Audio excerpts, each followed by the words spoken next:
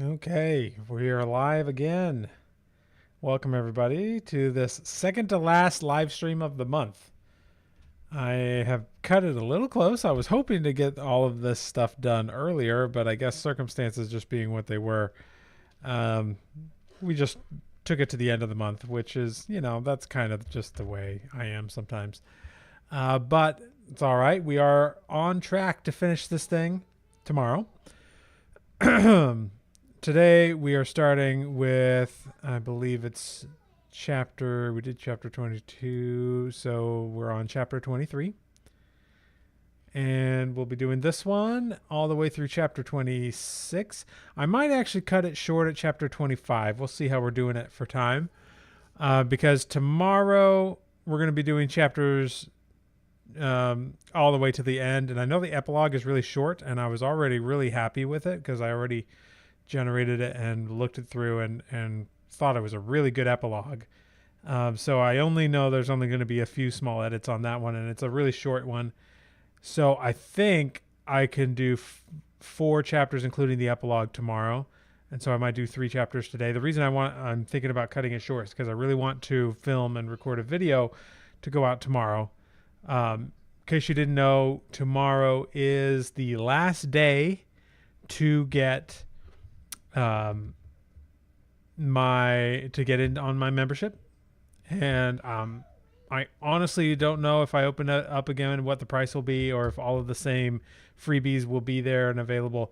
So make sure to take a look at that if you are interested, and you'll be able to lock in that price. I'm going to be shutting it down for a little while to give me a chance to focus a lot more on getting the content and everything in there. I really want to make it like the best thing ever, not just for AI authors, but for self-publishers in general. Like, I really want to think as like we're building a little story empire here. And that's what I want to teach people how to build. So that we're not just talking about books, we're talking about intellectual properties. We're talking about coloring books and audiobooks and maybe picture books like concept art books, wikis, a bunch of other things that can be included in the anyway. I just have tons of ideas. I need to put them down in an organized fashion, and every time I open, well, not this is the first time, but I've noticed over the last couple of weeks as this thing has been open, I've had to spend a lot more time doing like support, right? Helping people that for whatever reason are having technical difficulties, and all of that stuff takes time. Managing the Facebook group takes time, and so I really want to cut off the number of people I have coming in for a little while so I can really focus on building the content.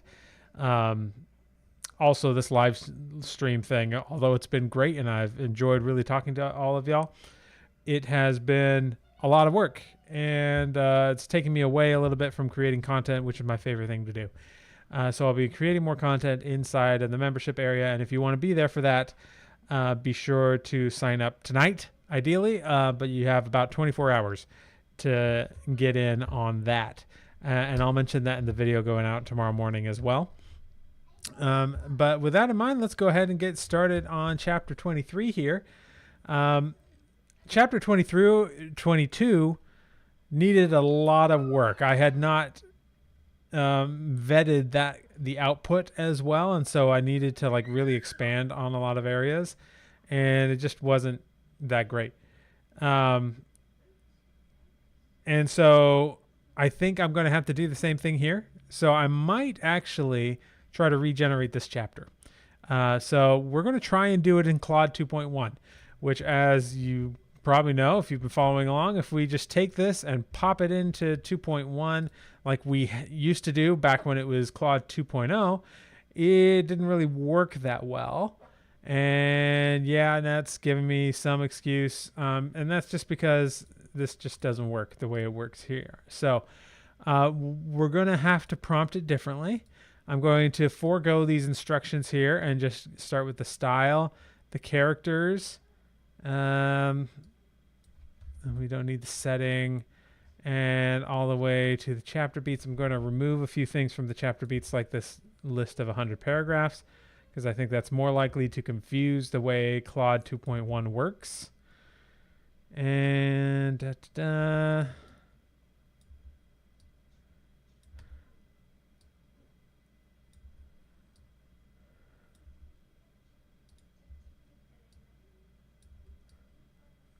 go ahead and do this. And there's one more here. And then, so what I'm going to do is I'm going to select just these bits. So everything except the instructions and the reminder at the end, which was basically the same as the instructions.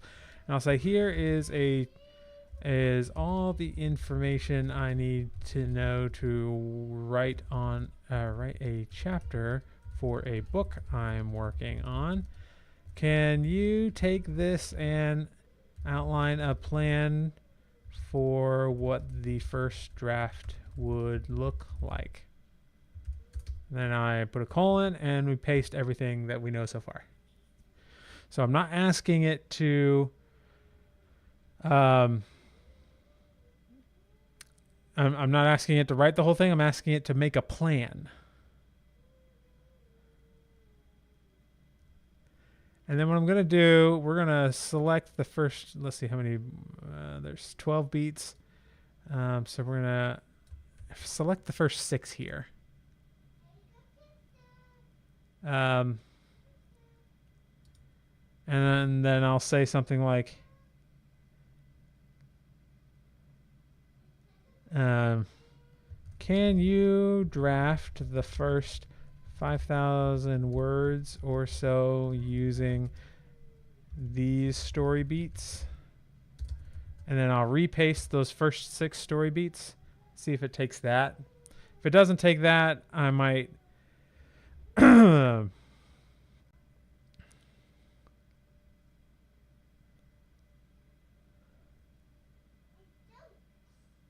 okay.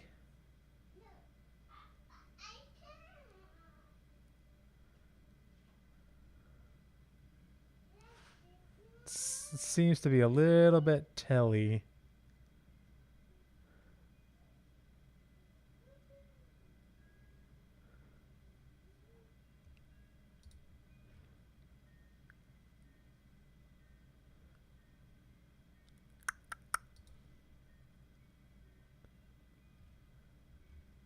Yeah, it really rushed through that. Let's say, actually, let's just draft 600 words based on this first story beat. Taking care to show more than tell.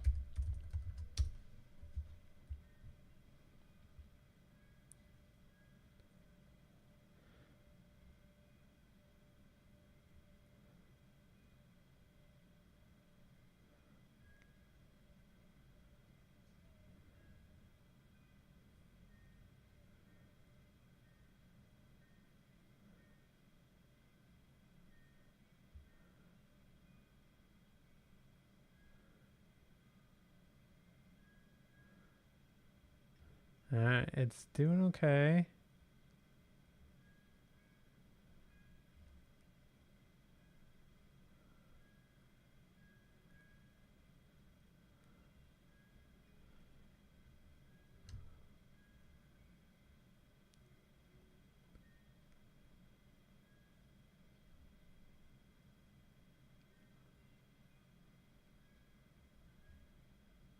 Yeah, I'm not really a huge fan of that.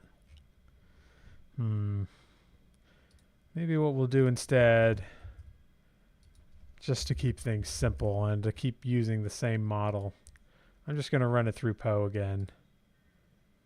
And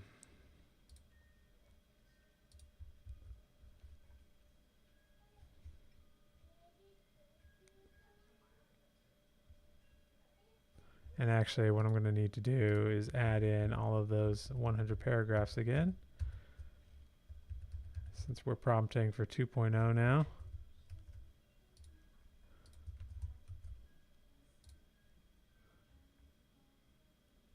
But what I should do, let me pull up a draft here. We're going to do this 6 beats at a time because I find that Poe struggles doing like 2 or 3,000 words in one go.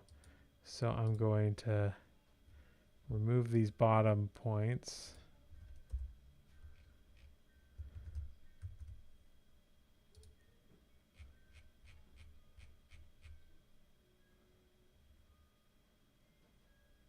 Yeah, this is not. So we'll try it with this. See if it can expand a little.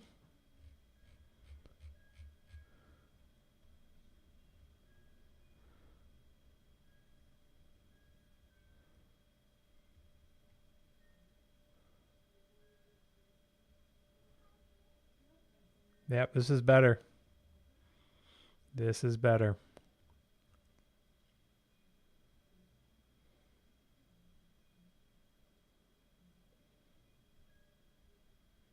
Much better. Much, much better. Okay. So now let's take, let me prepare the next prompt. I'll take these, stick them into the temporary version I've got here.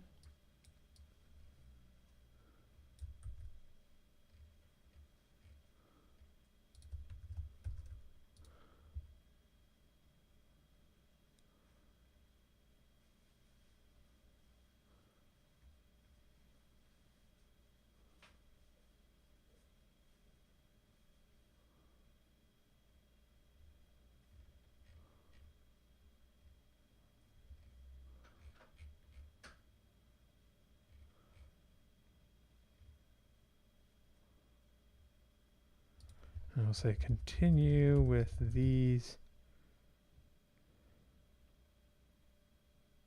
Actually, I think I don't even need to do the super prompt. I can just copy these beats.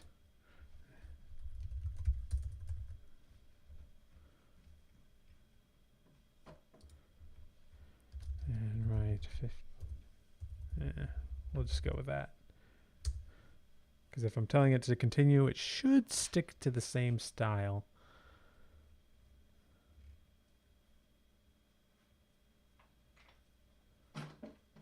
Yeah, that's much better. Okay, let's start with these bits here.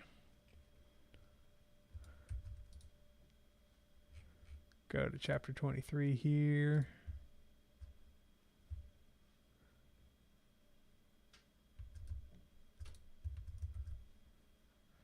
See, that alone was 1,400 words. Although I'm sure not all of it is usable.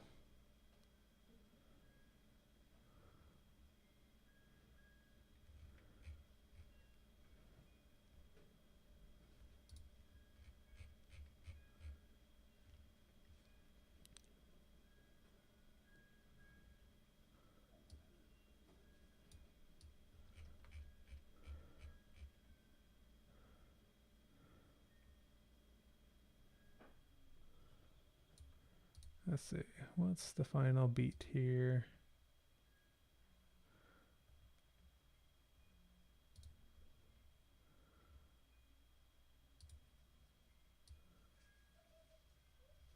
Okay.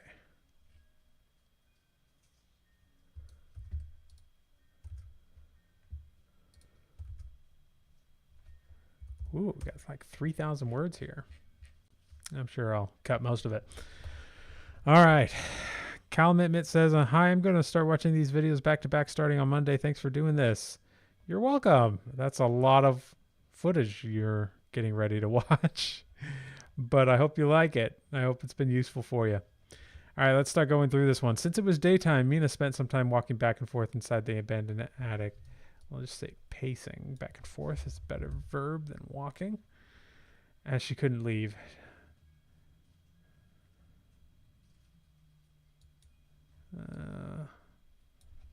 Mulling over everything Sherlock had said. I wondered if Jonathan really had thought she still had a soul and if she really loved her side at all. This is really telling.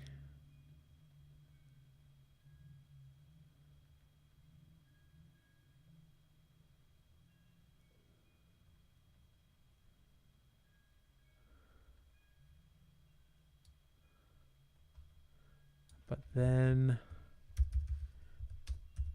there was the way he had held her and the way he had kissed her.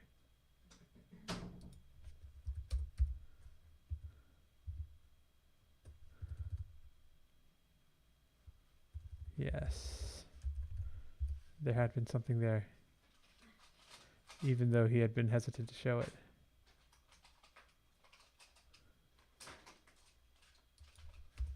Let's see. Did Jonathan really believe she was good, that she had a soul?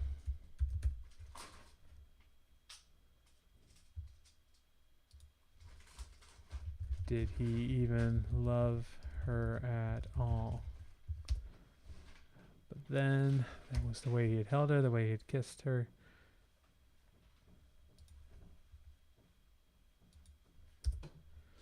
Mina sighed deeply, the sound echoing off the bare walls and sloped ceiling of the attic space. Dust motes danced in the beams of sunlight that streamed through the room's single round window. She hadn't bothered to furnish the cramped garret.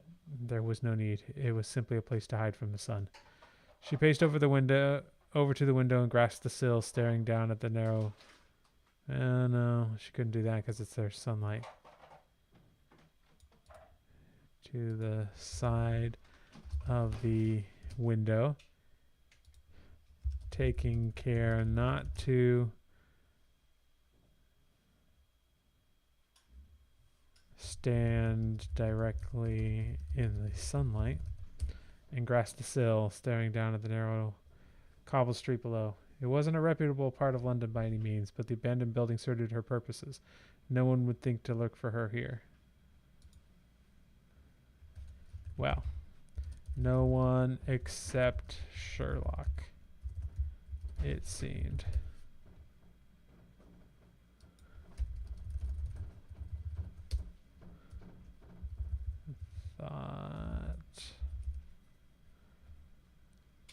Mina stared at her hands, taking in the pale skin and lengthening nails. She barely recognized them as her own anymore.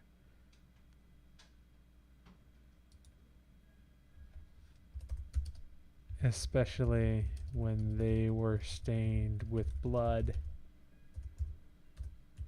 What had she become? Was there anything left of the woman she had been before Dracula had changed her? She shook her head sharply. Brooding wouldn't solve anything.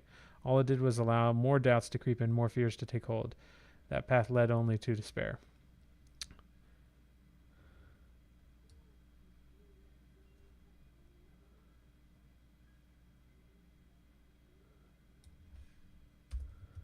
Mina turned to from the window. She couldn't keep hiding here, pretending she didn't know what lurked below the civilized surface of the city. Dracula may have turned her into a monster, but she refused to become... But she would not, italicized, become the cowering victim. If she was damned either way, then she would face it standing tall.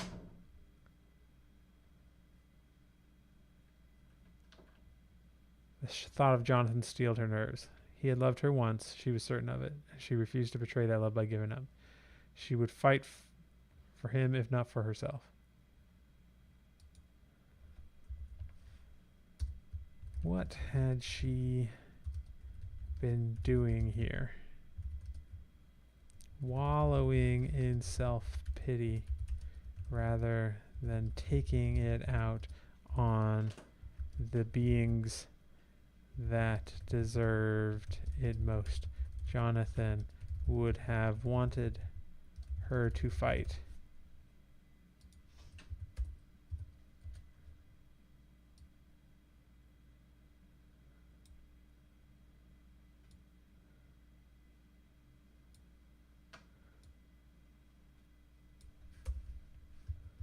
So yes, she would fight for him if not for herself.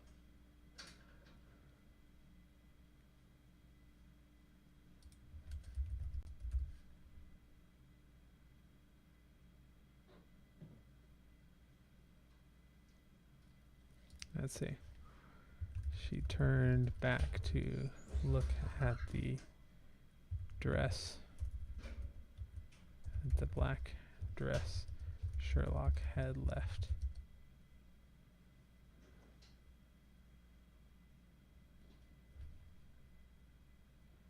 Mina quickly changed out of her dress and into the robes taken from the vampire bride. Sherlock and the silky, we'll say, black fabric still had a long rent down the back. Down the front from where the wooden stake had pierced the creature's heart, but Sherlock had neatly stitched up the tear so the garment was wearable once more. Mina could hardly notice that it was not in pristine condition. No, I see. If she hadn't known where to look, she would not have even noticed the tear. She was mildly surprised to find that it fit her perfectly. The lace collar and draping sleeves suited her slender frame as if tailored specifically for her. Trust Sherlock to have a keen enough eye to estimate her measurements. She would have to thank him if she survived the night. The sun finally dipped below the horizon, the attic falling into shadow. Mina threw up the veil and slipped out the door before the last fading light had vanished from the sky. She moved swiftly through the darkening streets, keeping to the shadows out of habit. The hood and veil hid her features, allowing her to pass unnoticed through the sparse crowds. In no time, Mina reached the entrance to Dr. Seward's study. She paused outside the imposing wooden door, steadying herself. Then, with a boldness she hardly felt, she threw them open wide. Sherlock and Dr. Seward sat at the dining table within, facing each other over a mess of maps and documents strewn across the surface. Sherlock glanced up at her arrival, one eye quirking upward. He showed no surprise at her sudden entrance. Dr. Seward, on the other hand, jerked back in his seat, eyes wide. At a meaningful look from Sherlock, he hastily grabbed a chair and offered it to Mina. Please join us, Mrs. Harker, Dr. Seward said, recovering his composure. This isn't bad, guys. Mina swept into the room, arraying her skirts as she sat. Thank you, Doctor. Now, what have you found? Sherlock folded his hands before him, keen gray eyes glittering. As you can see, I've managed to pinpoint the location of the remaining vampire brides. He tapped a spot on the largest map. An abandoned underground station, quite perfect for their purposes. Access to all the diseased vermin they need, safe from the sunlight, and tunnels granting them swift entry to any part of the city they choose. Mina leaned forward intently, memorizing the location. This was it, her chance to finally strike back against Dracula's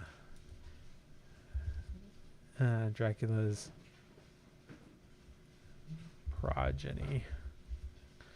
To honor Jonathan's memory and sacrifice, her hands trembled slightly in her lap as she tightened them into fists. She was ready.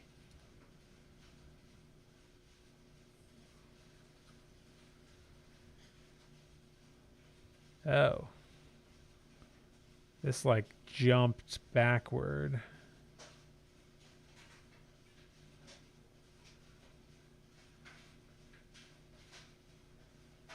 So all of this doesn't belong here.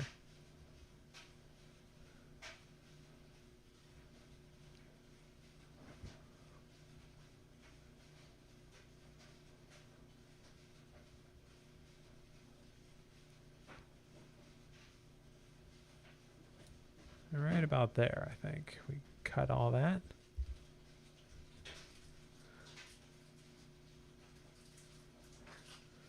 Excellent work, Mr. Holmes, Mina said, meeting his eyes squarely. Now, we simply need a plan to end these monsters for good. I trust you have some ideas.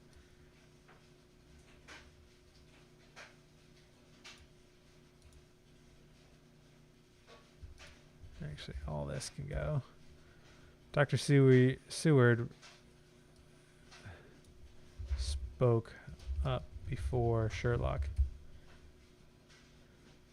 You have one primary objective, to slow the brides down by any means necessary. Under no circumstances should you engage with them directly unless left with no other choice. He leaned forward, expression intent. Your goal is to locate and retrieve the Pied Piper's pipe or the remains of Dracula himself. Without either of those artifacts, the brides cannot enact their plan to transform this entire city into creatures like into undead monstrosities. And use that that army in a profane ritual to resurrect Dracula. I'll just say in their resurrection ritual.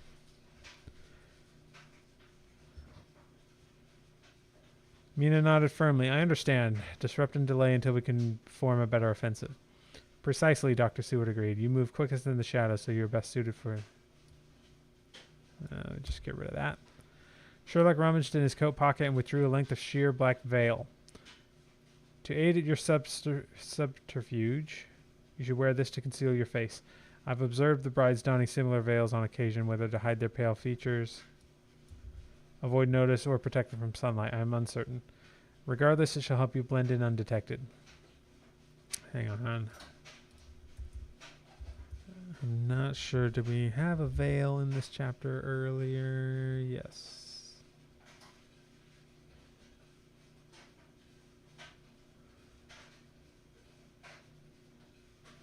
Mina. We'll just say threw up. Now, Mina.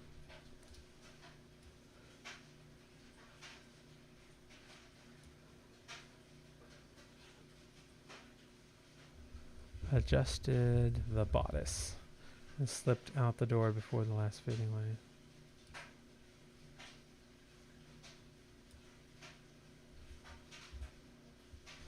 There we go.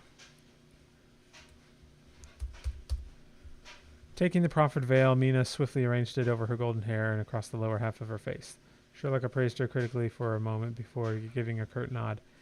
Yes, quite effective. Were I not already aware of your identity, I could easily mistake you for one of the brides yourself. Mina lifted the veil briefly, a wry smile touching her lips. High praise coming from you, Mr. Holmes. Speaking of observations, you mentioned seeing the brides frequently enough to note their habits. May I ask you how you managed to do so without them discovering you? Sherlock waved a dismissive hand. Simplicity itself. I am quite adept at disguises and remaining unnoticed. The brides roam abroad more than one might expect, given their nature, but they never marked me as anything more than another face in the crowd. His mouth flattened into a grim line. I have been monitoring their movements closely since their return to England. Even before that, in truth, I was aware of them long before that. Long before we ever met.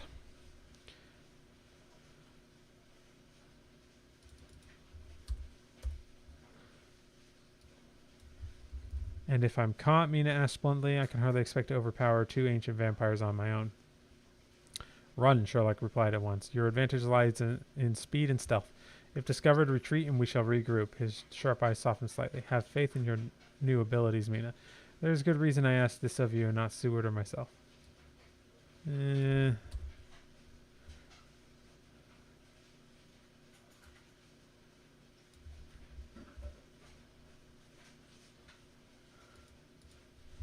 That is all well. So Dr. Seward spoke up hastily. That is all well and good. But I'd feel a lot better with more backup. What of Dr. Van Helsing? You said he yet lives, though he fled after the shipboard battle. I still can't believe he is... that he also... Sherlock waved this aside.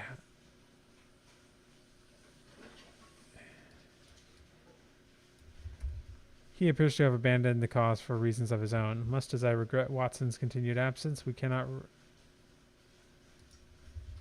And Watson is also tardy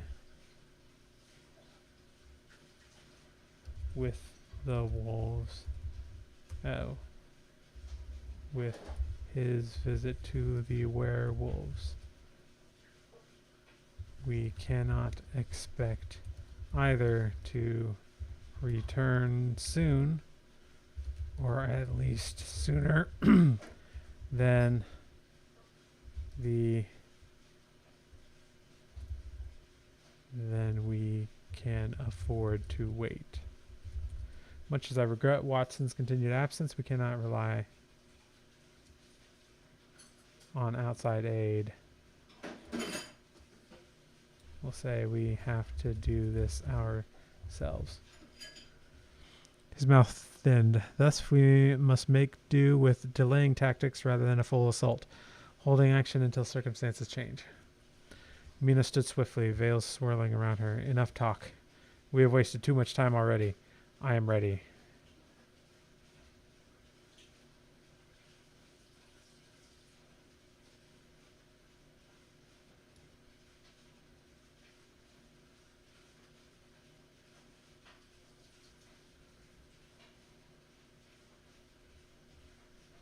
And all of this is extra. Wow, really? Only 1,300 words when we cut all of that? That's too bad. I thought I was doing well. I'm going to run this through Claude and see, can you expand this passage to show more than tell?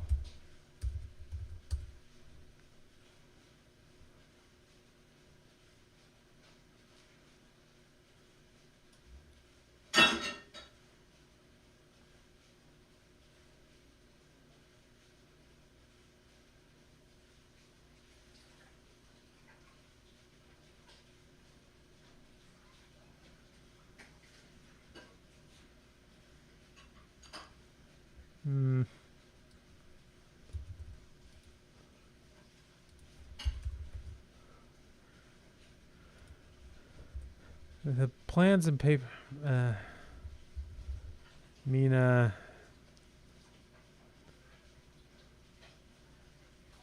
sat observing the plans and paper scattered across the heavy oak table.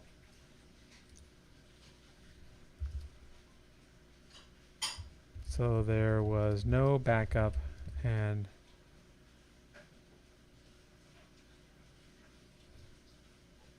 Sherlock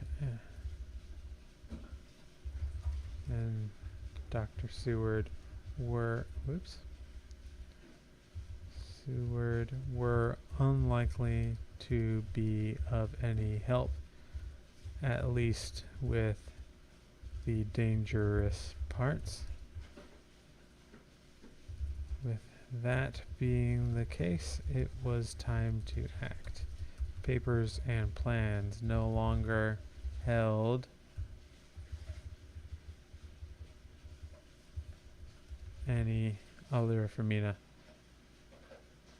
This debate had lingered too long already while the shadowy threat festered beneath her feet.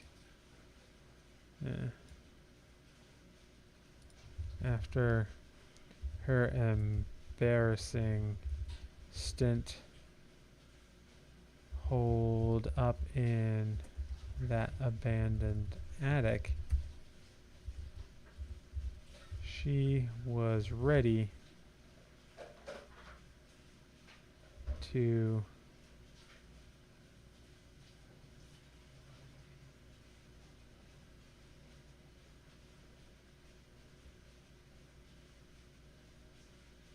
fight.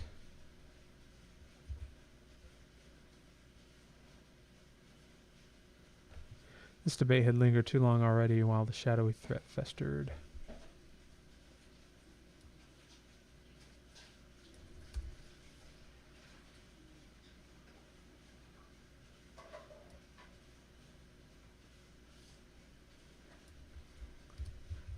Dr. Seward and Sherlock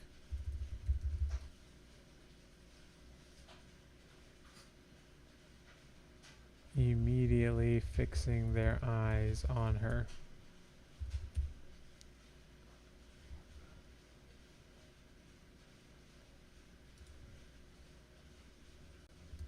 After her abrupt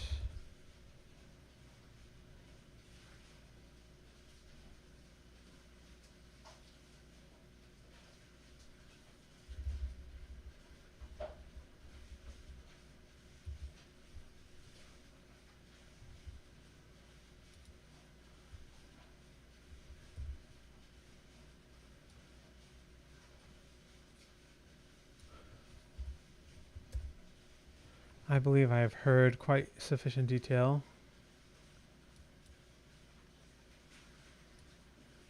Say quite enough to go on. She said, voice clear. For some reason, everything had seemingly fallen into place, and she had possessed a clarity that she hadn't felt in years. Perhaps not since Jonathan had first proposed to her.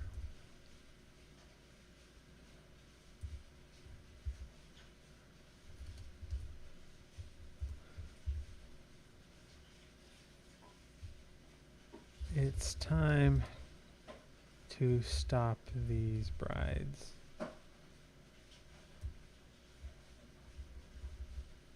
End this threat. Or, well, don't want it. Sherlock gave a nod. We are ready. Just say the word.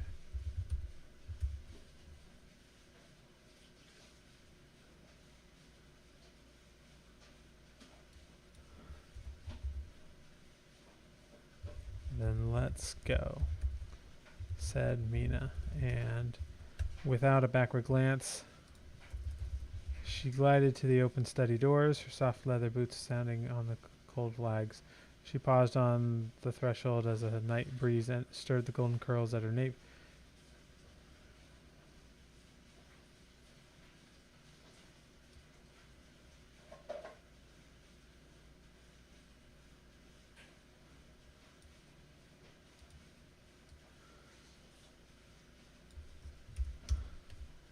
For Jonathan.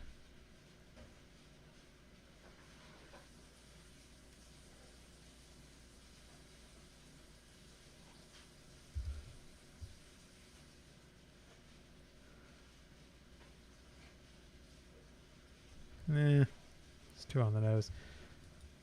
The night awaited. It was time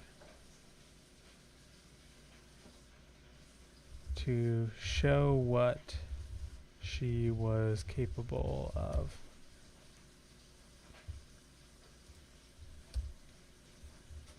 Alright, that's good.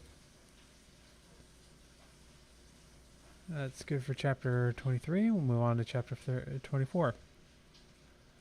Walford asks, how has it gone with Claude? Have you gotten it to work? It works a lot better now. And there are, you kind of have to prompt it differently to get the best results out of it. But yes, it is working a lot better. I have been using it for smaller tasks. It's still difficult to get it to write like entire chapters at once or even entire sections of a chapter. But it works really good for like 1 or 2 chapter beats at a time. If you give it all the context that it needs and everything like that, especially if you have a passage and you give it the passage and then say continue with this story beat, it does really well with that. But I'm still trying to test it to get it to do the super prompt thing. But in the meantime, I still use Poe for some of that. Nala Noel says, after you finish this draft, do you plan on letting it rest and continuing to refine the story? Curious on how you plan to add plot complexity to a story that is put together so quickly. Believe it or not, this is probably just as quickly as I would have done it without AI. I could write about 1,500 words an hour, and we're doing this in like 2-hour increments each night, which means I could get 3,000 words, which means I could easily have finished this 50,000 word book in a month, doing it the live streams mostly every day. So AI, I've said this before, but AI doesn't necessarily make it faster or quicker. It makes it easier. And it's actually probably a little bit more complex than I would have been able to do myself without AI. But that said, yes, I do plan on letting it rest a little while mostly because I want to come back to the prose. I'm sure that the prose is going to need some work, more than I've given it. I've mostly just taken out the egregious stuff and made sure it's got good continuity and everything. But I know there's more cliches and things that I need to like get in there and take out. So I will do a second edit after I give it some time to rest. But so far, I think I would change very little about it. It's not a long story. It's not a super complex story. It's not supposed to be. It's supposed to be a shorter story that is kind of leading. I almost consider this one a prequel to the next book, which will focus more on Van Helsing than Mina. This is a complete story arc for Mina. As far as I'm concerned, her story, her main story, her story arc will be over by the end of this book. But Van Helsing's will not, and I plan to have a couple of books with him.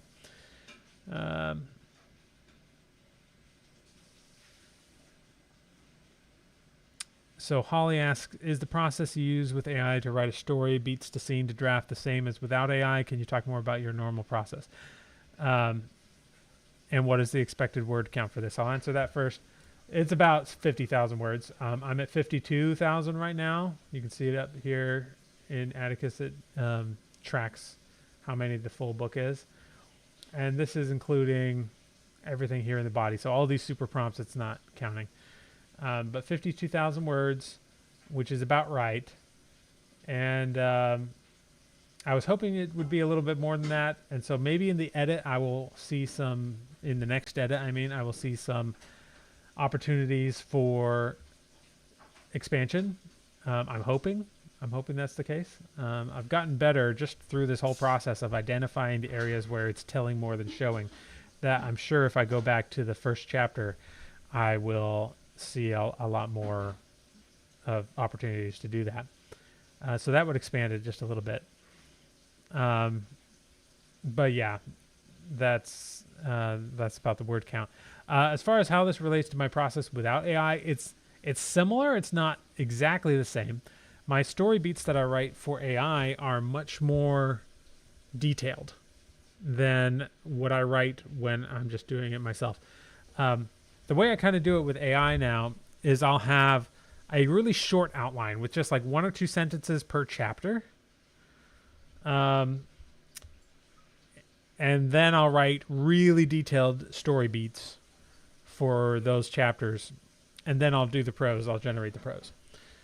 The way I do it without AI is I do slightly more detailed, a slightly more detailed outline. So more detailed than I would do in my first outline pass. But then I don't do the story beats pass. So I have a slightly more complex outline, and then I just go straight into writing the prose. So it is slightly different, but it is the same process of moving from like basic idea to outline to finished prose, etc. And Robin says, just found your 24 chapter novel outline on your webpage. I'm using it to revise my novel. It looks very helpful. Yeah, it's what I use for this, and it's my favorite. It's not perfect. There are some things in there that I think, like, there are some important story beats in, say, the Save the Cat beat sheet, which is another model out there, that I think could be incorporated in. And so I'm kind of trying to work on my own super outline template that kind of takes the best of all of them and puts them together in a chapter outline. I'm working on that slowly, not really actively, but that's going on. John Bach says, is Claude still broken? No, it's better. I know they've been working on it because a lot of people were unhappy with it, and it's definitely responding better for like shorter prompts. It still struggles with the larger prompts, but if you prompt it in just the right way, it does better. And I talked about that earlier in the stream, so you can go back and listen to that. Nala says, by the way, do you plan on making your own covers, buying pre-mades, or hiring an artist? Will you share that process with us too? Believe it or not, I just ordered it. Let me see. I'll pull it up off screen. Obviously, you can't see it's not done yet, but I'll log into the portal so you can see what I asked for. So I'm using Middleart. They're my favorite like service for creating book covers because they're very affordable. It's about $200 for a custom job, which is $200 for a custom job is very, very good. So it's not a pre-made. I'm not doing it myself. So they just ask about your questions, and I gave it my ideas on what it should look like, and then I gave it a few examples of other covers that were kind of in the right vein of what I was looking for, and I'll show you what those are. There's this one, had like London in the background. It's definitely a fantasy, but kind of dark, and there's a vampire involved in it. This one is actually the closest thing I could find to what I'm writing. It focuses on Mina as a character. She's a public domain character, so I'm not going to get sued or anything. But this was a retelling of Dracula, so it's not the same story. But I made sure to grab these covers so that they saw, like, yeah, this is the right vibe here. This one was kind of close, although this is more of a steampunk kind of thing, but it's London set, and I think it involves vampires. And then this one as well, although this one was more of like looks a little more romancy. But I've tried to pick like gothic, Victorian books, gas lamp, fantasy, that sort of thing. So I gave them this example along with my thoughts on what it could look like. I try not to micromanage them too much because they honestly know better than I do what a book cover should be for a given genre. So I try to give them a little bit of guidance, but mostly, they're the experts, so I let them do their thing. And then I will keep you up to date as that comes in. But I just ordered that today, and so hopefully we'll see a lot more of that. All right. I got to get back to chapter 24 here. Mina descended into the dark, damp tunnels of the London underground around midnight. The cold air chilled her to the bone.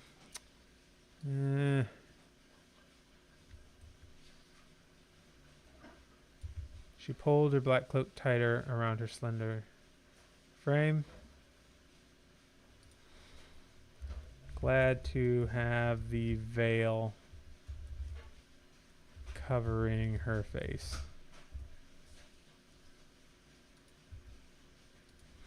Her footsteps echoed eerily along the narrow passageways, lit only by the occasional gas lamp hanging from the curved brick walls, dripping with condensation.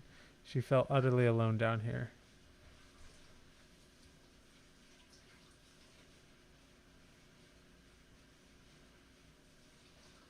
I don't like the word felt. She was utterly alone down here, with no sign of life beside her and the occasional scuttling of rats along the tracks. But the vampire blood running through her veins,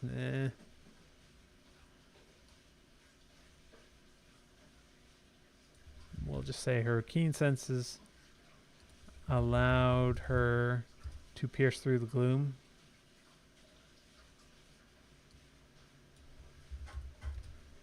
Enough that she could see clearly in the dark, though everything had a muted grayish tone. Down here. She inhaled deeply, but smelled only mold, rust, and stale air. Mold, rust.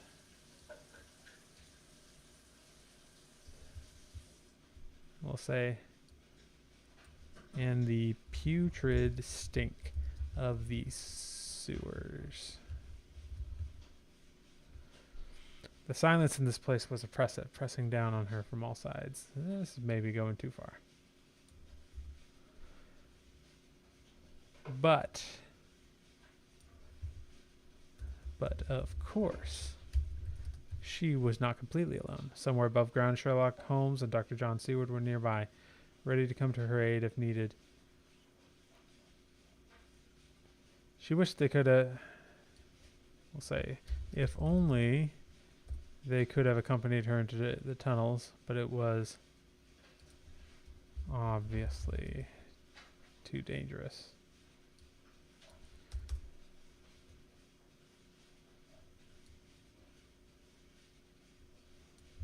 If they encountered the brides, their mortal forms would be ripped apart. No, she was the only one who stood a chance of getting close to the vampiric women and stopping their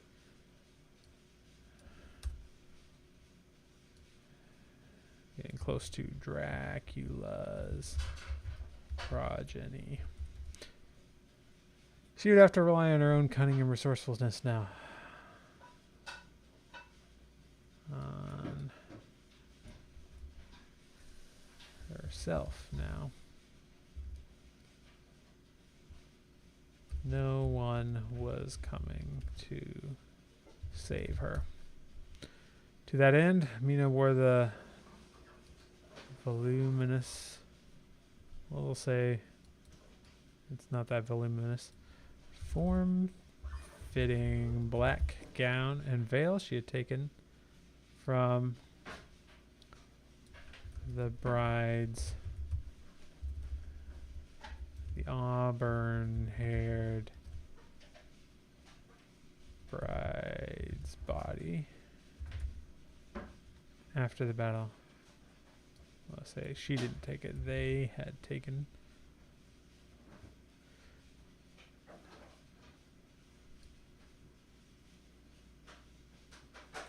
By disguising herself as one of Dracula's brides, hopefully that would allow her to get near enough to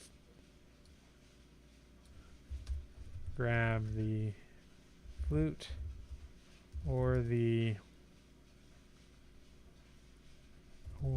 Dracula's ashes. This might be too, like, we just kind of covered this, so it might be too much. I might need to just chop that out of there.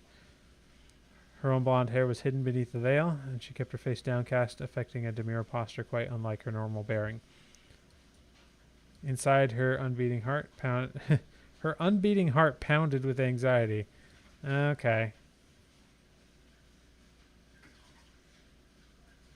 Inside, she was a mess of anxiety. So much hinged on the success or failure of this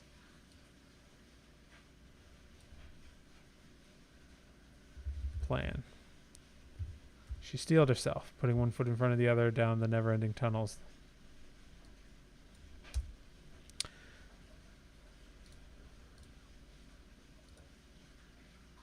As Mina descended deeper into the winding passages, she thought back on how she had gotten to this point. This might be more than we need.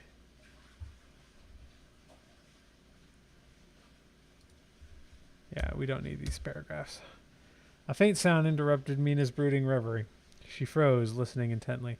There was again a snatch of female voices from somewhere up ahead. She crept forward silently until an empty platform came into view. Two figures stood in the center, their words echoing softly off the tiled walls. Mina's breath caught in her throat. She had found them. I don't like this. We'll say Mina took a deep breath. She had found them. Keeping to the shadows, Mina observed the women closely. Her ears picked up every word thanks to her. There's the word preternatural again. We'll just say enhanced senses.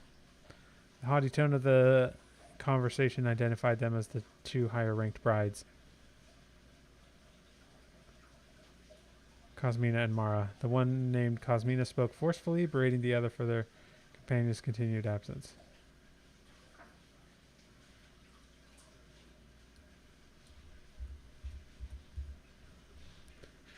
Where could Madeira be? So it made up the name Madeira. I'm trying to remember what the name of the woman was. Let's see. Aval. I keep forgetting.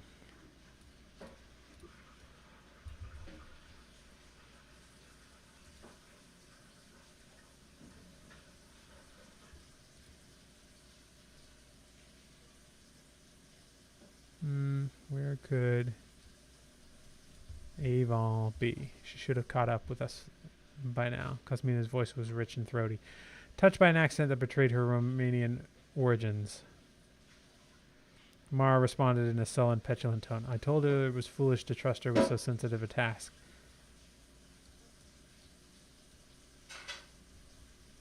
She was never that smart. You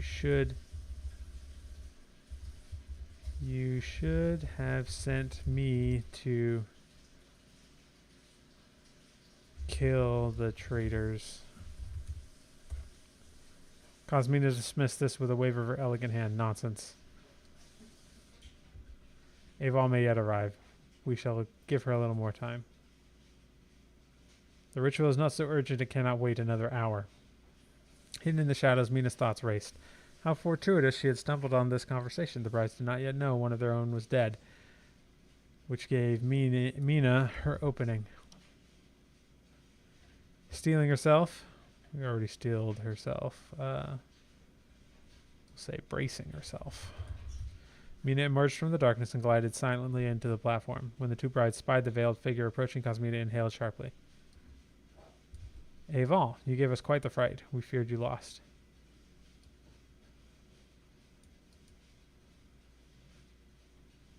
Cosmina arced one sleek brow skeptically. Thinking quickly, Mina pitched her voice soft and demure. My most sincere apologies, mistress. She dropped into a deep curtsy. I was delayed. Cosmina glided closer, suspicion etched on her lovely face. Delayed by what, pray tell? Mara hovered just behind her, glowering. We don't need the pray tell. Just by what? Mina's mind whirled. She had to allay their doubts convincingly if she hoped to get through this encounter. As we fled England, I'll say as we sailed, some of the enemies escaped the ship. I tracked them into the city.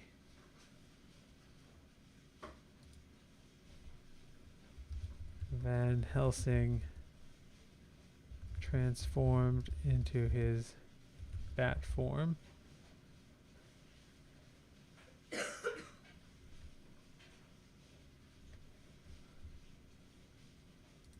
And the girl transformed into their bat forms. I tracked them into the city, hoping to catch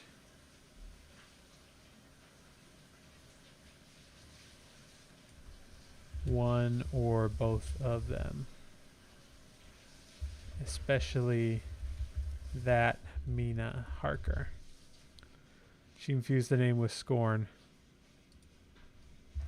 betting on the fact that none of the brides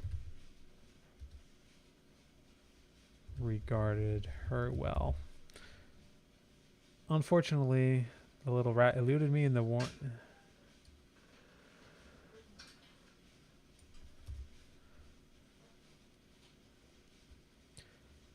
I searched long but could not pick up her scent again. Inside, Mina trembled, but she kept her poise intact, gazing steadily at Cosmina. After an interminable silence, the other bride gave a dismissive sniff. No matter, you have arrived in time for the ritual. Once our great Lord Dracula walks among us again, all our enemies shall fall before him. She turned...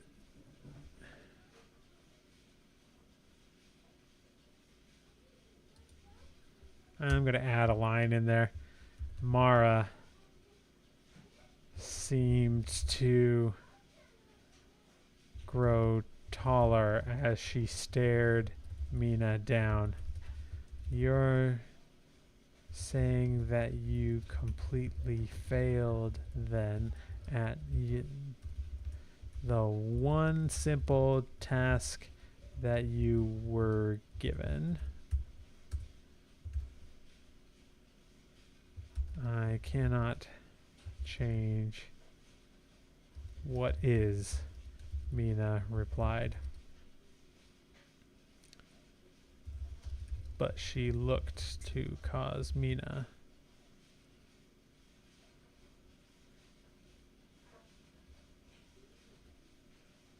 Knowing the elder vampire was the true bride in charge. After an interminable silence, the elder bride gave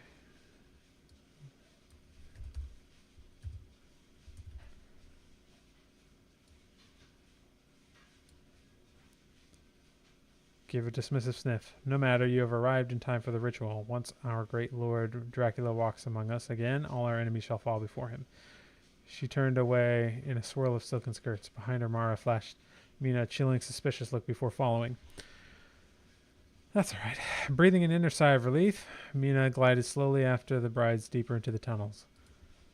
By now, her vampire abilities had fully adapted to her surroundings. She could see and hear everything around her clearly, from the fungus clinging to the damp bricks to the heartbeats of the slumbering bats hanging from the rafters. A faint rotting smell overlaid the usual odors down here, the scent of the black plague ready to be unleashed.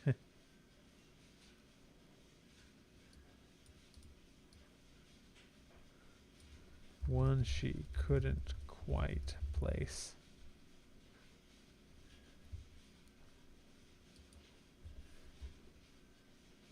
And it was horrid. But what are the ritual items? She had to locate those before Cosmina began the ceremony.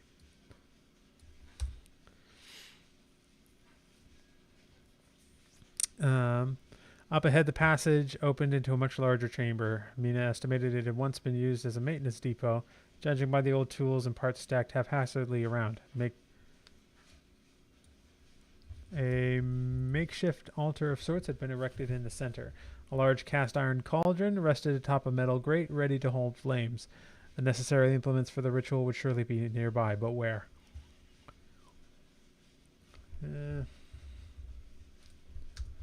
Mina scanned all about the room. She saw nothing but another passageway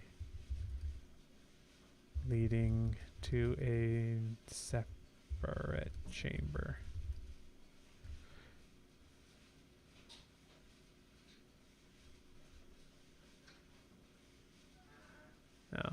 Oh, we kind of got that already. Hang on. Mina scanned the room intently while the brides moved about, lighting torches in the wall sconces with casual flicks of their wrists. They don't have that kind of magic. We'll just get rid of that. There was no sign of the ancient flute carved from human bone. Ancient flute.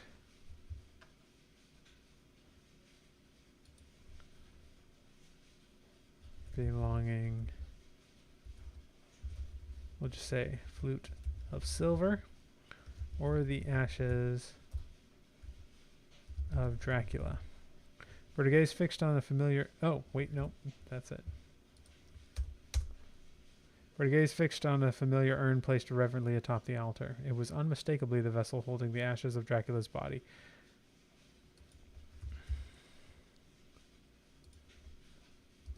There.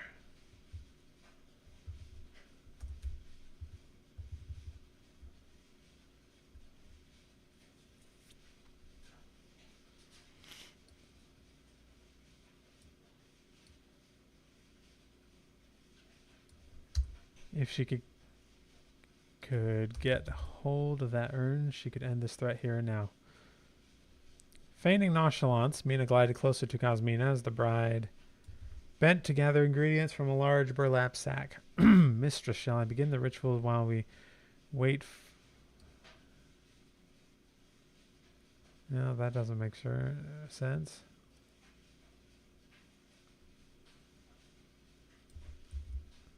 Say, shall we begin the rituals now? She kept her tone casual, hopeful. Inside her mind spun feverishly, seeking an opening, any lapse of attention from the brides she could exploit.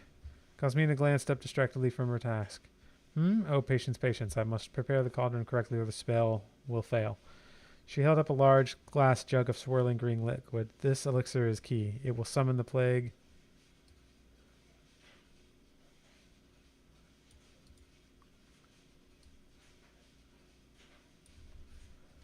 I have tested it on the last batch of children we brought down.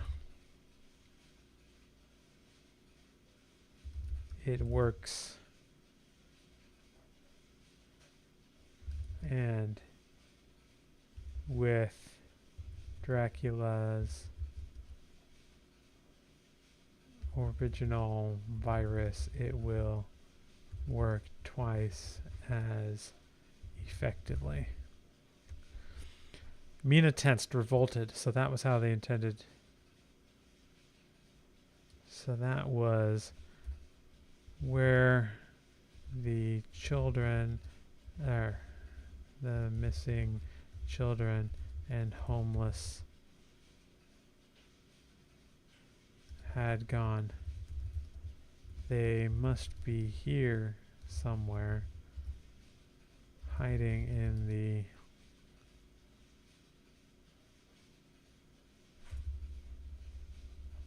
not hiding. They must be here somewhere, imprisoned by the brides.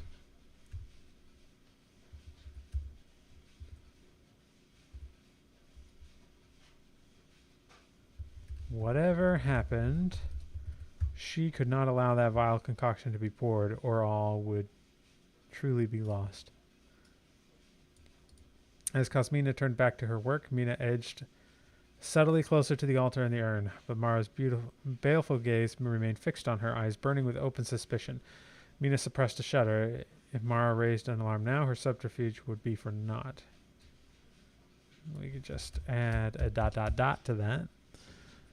Just then, Cosmina finished her preparations by dumping an armload of dried plants into the cauldron. Lifting the jug of elixir reverently in both hands, she proceeded to upend its contents into the iron pot.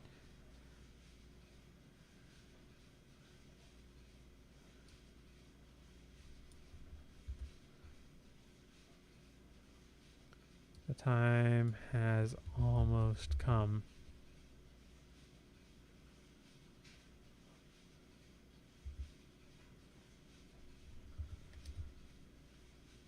Mara looked away from Mina at last. Her face eagerly, well, say hungrily, hungrily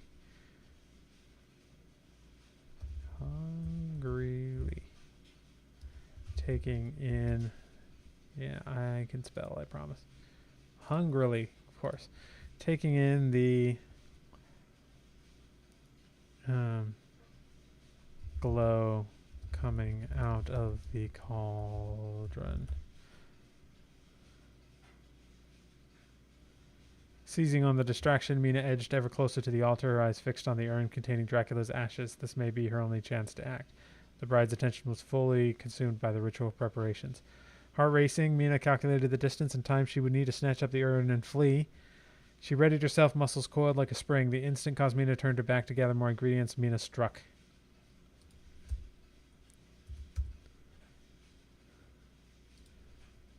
Moving in a blur of preternatural. Actually, I think I'm going to leave it there. I think this is a good moment for the word preternatural, as long as we don't overuse it. She grabbed the urn and tucked it securely under one arm. As Mara let out a shriek of indignant rage, Mina raced for the tunnel exit. She ran full out, feet flying silently over the ground. The bride's enraged cries echoed behind her as they gave pursuit. That's good. I'm actually going to do a find and replace, or just find. Just to find. We're going to search for preternatural. We'll search through the whole book.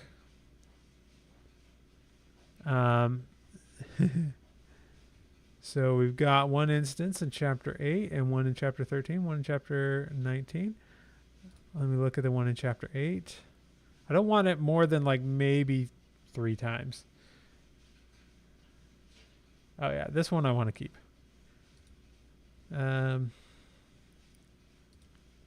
This one we can get rid of.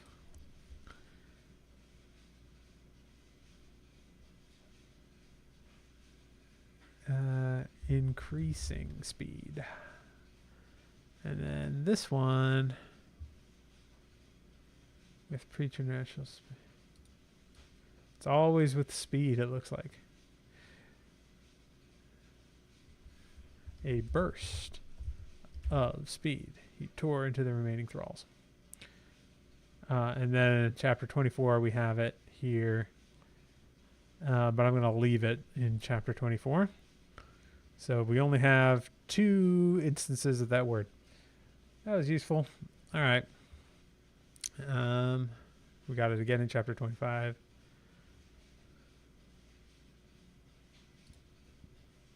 No longer need that. All right. Let's start editing chapter 25. Mina sprinted through the dark tunnel. The urn pressed closed against her chest. Her breath came in ragged gasps as she pushed her body to the limits. The contents of the urn sloshed within, but she dared not loosen her grip. She had to keep it safe, had to reach the surface.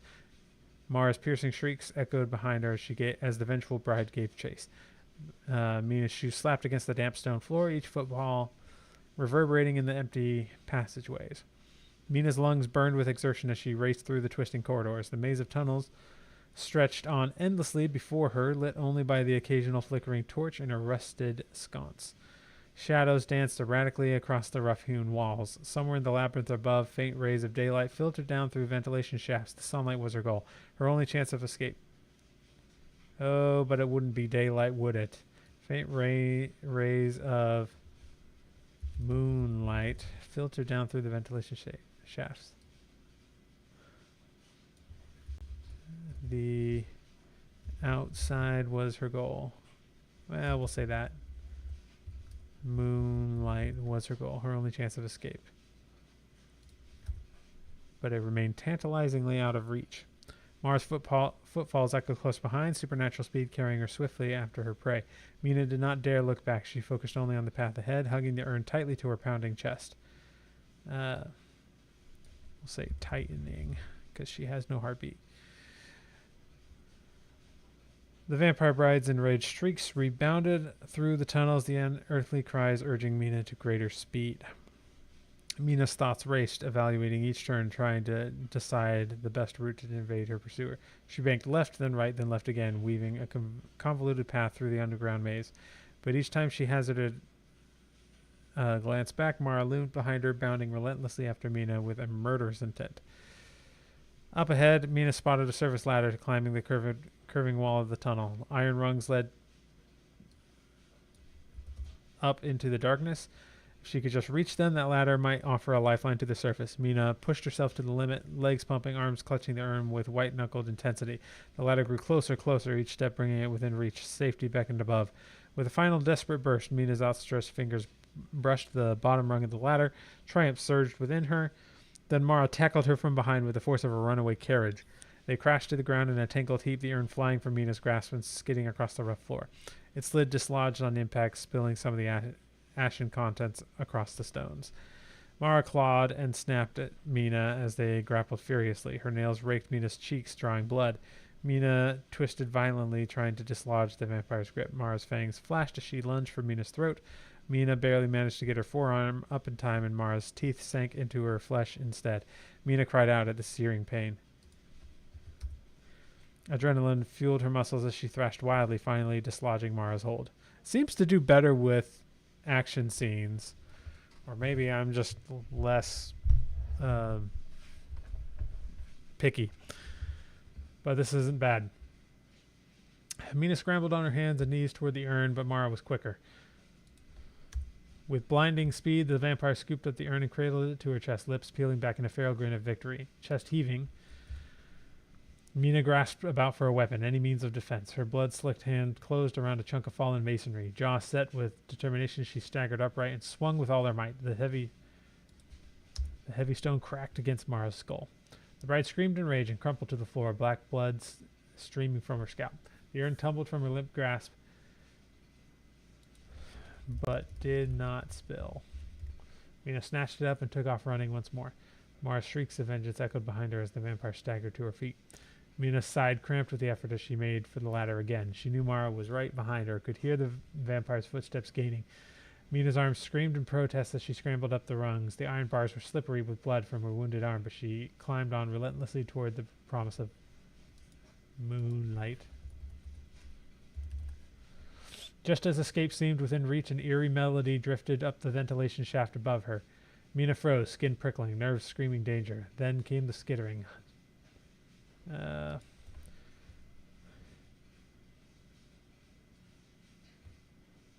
She couldn't see where the melody was coming from, but she knew what it had to be. Cosmina wielding the Pied Piper's flute. Then came the skittering, dozens, hundreds of tiny claws on stone. The rats were coming. Out of the darkness emerged dozens of rats, crawling out of cracks and crevices, their eyes glinting in the dim light. Mina recoiled in horror as the rodents poured forth, swarming over the tunnel floor and scurrying up the walls. Their claws scraped against the stone, tiny bodies wriggling and writhing as they surrounded Mina with a living, skittering sea. She pressed back against the ladder, clutching the urn protectively. The rats sniffed at her feet, whiskers twitching. Some began crawling up her legs, causing Mina to shudder in fear and revulsion. She kicked out, dislodging them, but more scampered forward to take their place. The rats were everywhere, a rising tide threatening to overwhelm her. Then faint notes drifted down through the ventilation. This is the same. We'll just say then more faint notes drifted down through the tunnels. An eerie, haunting melody.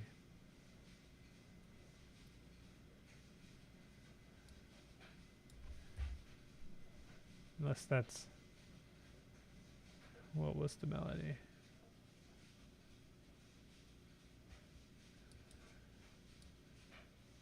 Just say a haunting melody. The rats surrounding Mina suddenly turned as one, alert and attentive. Their focus shifted away from Mina to the...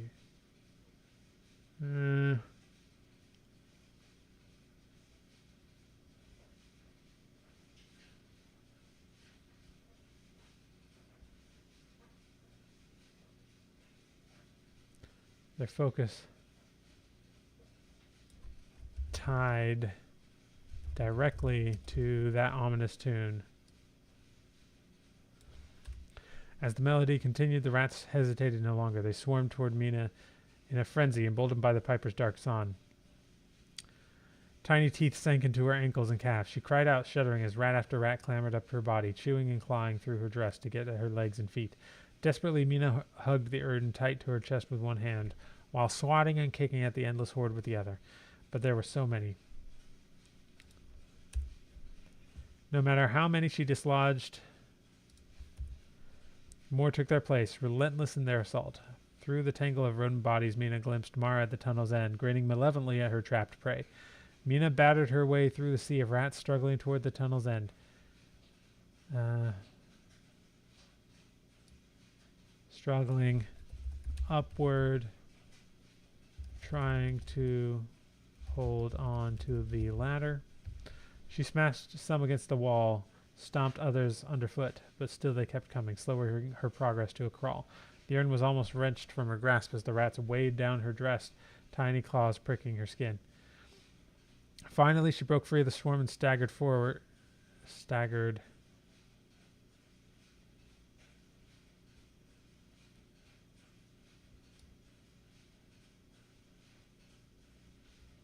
Finally, There came a lull in the swarm, but it was too late. Mara now blocked.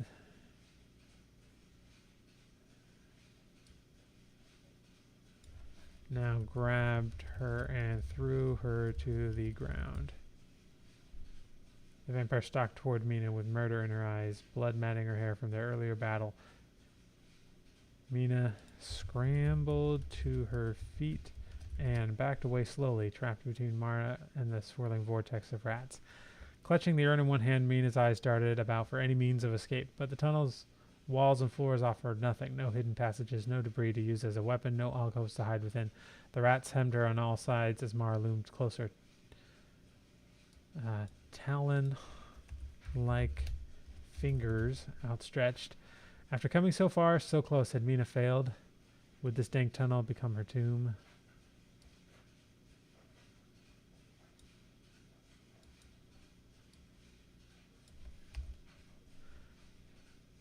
With a burst of speed, Mara snatched up the same chunk of masonry Mina had used earlier. Before Mina could react, Mara dashed the stone against her head, an explosion of pain and stars across Mina's vision.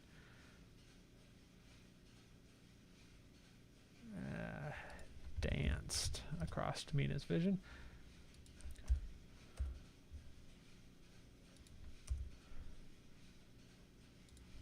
She dropped hard to her knees, the tunnel swaying around her. Through the haze, she glimpsed Mara snatch away the urn with a shriek of delight. Then the rats were on her, swarming over her fallen form, biting and clawing. Mina could only curl into a ball, trying in vain to shield her face and neck from the endless horde.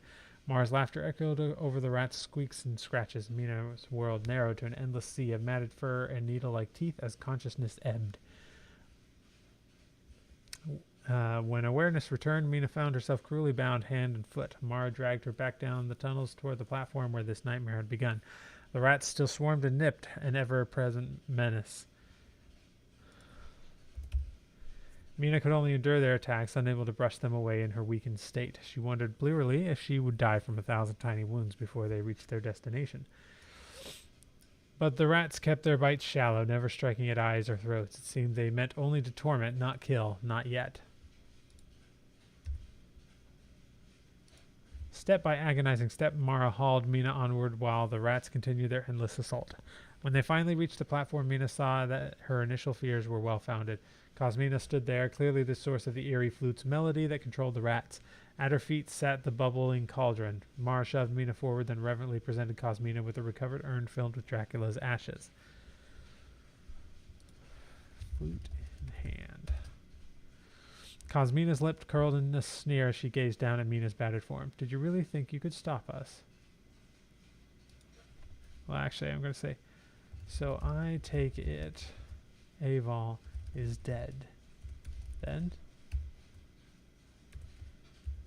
Mina did nothing but stare back. Cosmina huffed. No matter.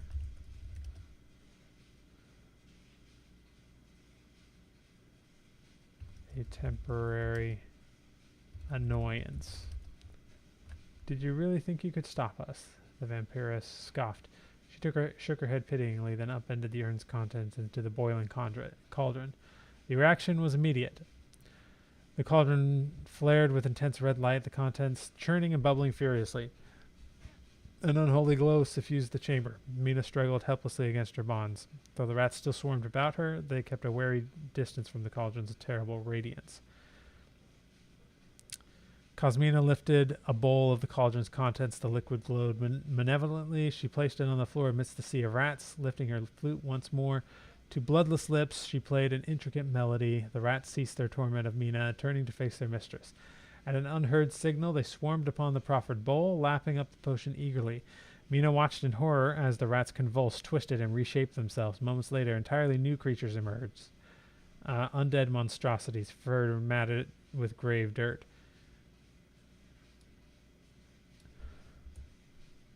With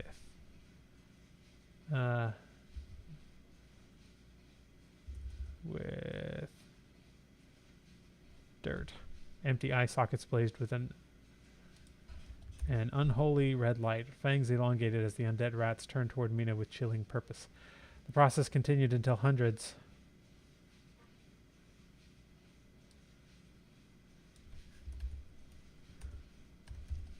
yet remained where they were. The process continued until hundreds, perhaps thousands of undead rats filled the chamber.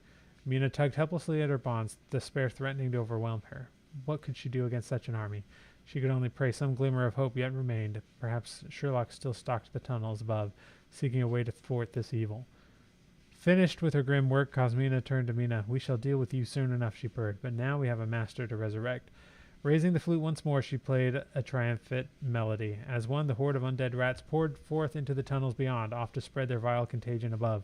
Left alone, Mina sagged in her bonds, the fight draining from her. They had come so close to stopping this, but the battle was truly lost now. As the flute's melody faded, Mina bowed her head in despair. She did not see how any of them would survive the coming darkness. The night. That was a good chapter. It was very clean. And I think I added like 100 words or so somehow. Yep.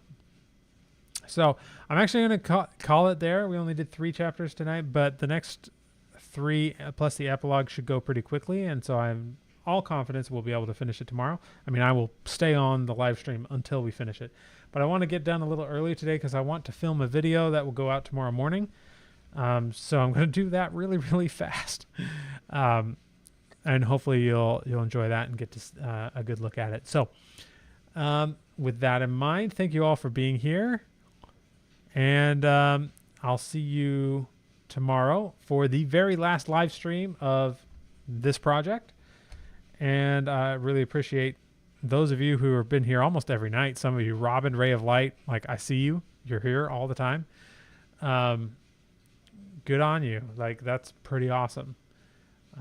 Makes me feel like I have friends while I'm doing this. Just putting words on a page, right? So, yeah, thank you guys again. I'll see you tomorrow, and look